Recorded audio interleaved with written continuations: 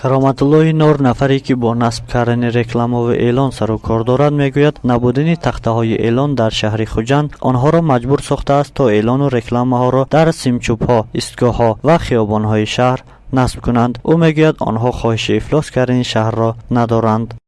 агар беҳтар мешуд ки дар ҷойҳои махсусан ҷойҳое ки масалан дар поини хонаҳои истиқоматӣ, масалан дар дохили бозорҳо, масалан дар истгоҳи нақлиётӣ махсус як эълонтахтае сохта шавад ки мо бемамоният дар ҳамон ҷо овезаҳои худамонро дар ҳамон ҷо насб кунем.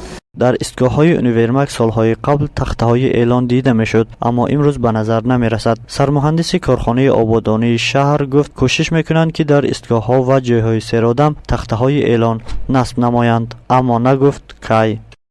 дар шаҳрамон фақат дар мавзеъҳои марказ эълон тахтаҳо вуҷуд дорад. инро мо ба назар мегирем, ба роҳбарият мерасонем. мумкин ба якчанд мавзеъҳои шаҳр ҳамин тахтаҳои эълона ҷойгир мекунем рӯзҳои наздик.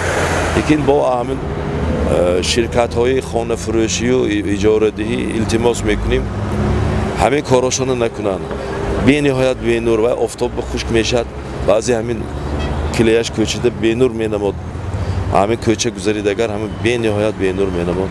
ҳамарӯза шаҳрро наздики 270 нафар рӯбандаҳо тоза менамоянд ки кумитаи ободонӣ онҳоро вазифадор кардааст дар як моҳ як маротиба симчӯбҳоро аз эълону реклама тоза намоянд.